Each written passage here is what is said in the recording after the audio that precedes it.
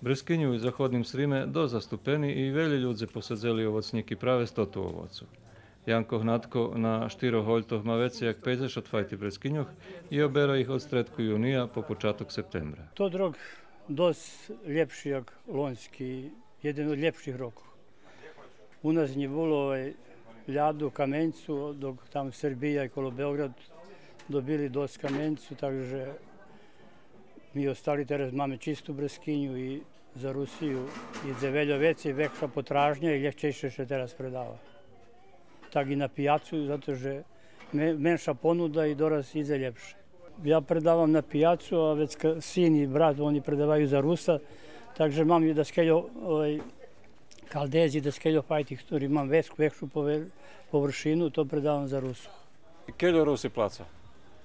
Pa, kolo 50 eurocenti. Zadovoljni ste s toto cenom? Pa, to dobra cena.